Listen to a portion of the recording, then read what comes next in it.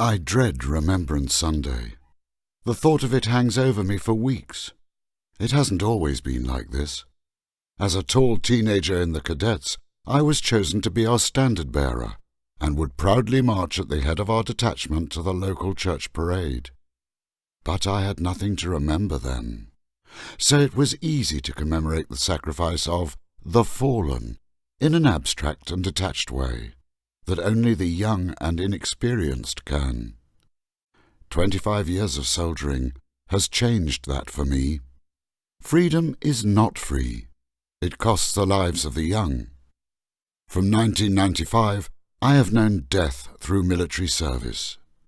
Then one night parachute jump, a comrade suffered an equipment failure and died on impact.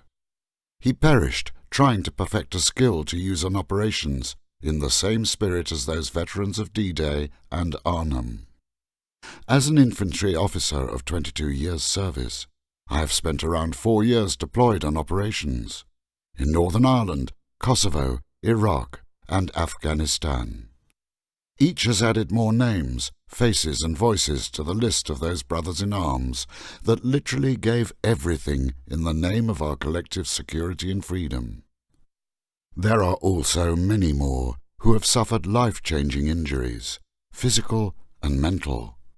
In this regard I have been very lucky, although I am yet to learn why God has spared me. We pay back the privilege of life itself and being given the chance to try to make a difference that those who are gone can see as worthy of their sacrifice. Paradoxically, I miss almost everything about military life and think about it almost every single day.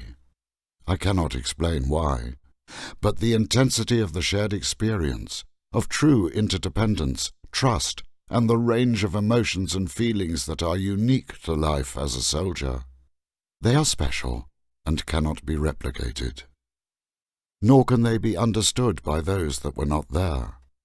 Normal life is so pale in comparison, like a mute watercolour after having seen the most vivid of oil painting with a full orchestra in support. This year will hurt especially. A friend that I had known since 1997 and went to war with, but had allowed myself to lose touch with, committed suicide in October. We don't know why, and may never know. His earthly pain is over, but he has left grief, sorrow, and unanswerable questions for his family, friends, and comrades. When the nation pauses to remember the sacrifice of its military, their thoughts are likely to be focused on battlefield action, loss, and suffering. But recall as well the mental anguish that has also followed this profession. The support we have now is unrecognizable to what our forebears received, but it must be used to have a chance to work. Remembrance is hard. I think that it is supposed to be. It drags up emotions that we try to suppress most of the time. I can see their faces and hear their voices more clearly in those 2 minutes of silence than on any other day. Sometimes more than when I knew them in life. It hurts like hell. I am not complaining, just explaining. I know that I am blessed by God.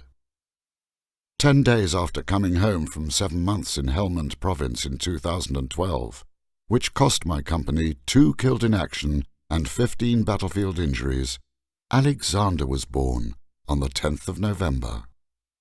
Now, each Remembrance Sunday weekend, my pain and sadness is tempered and soothed by the joy of this most amazing gift from him.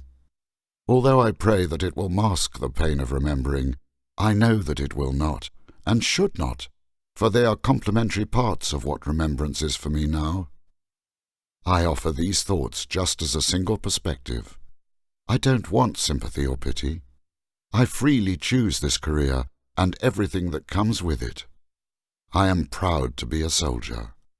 I only hope that it might help others understand why I am even quieter and grumpier than usual, though I accept that it is hard to tell the difference.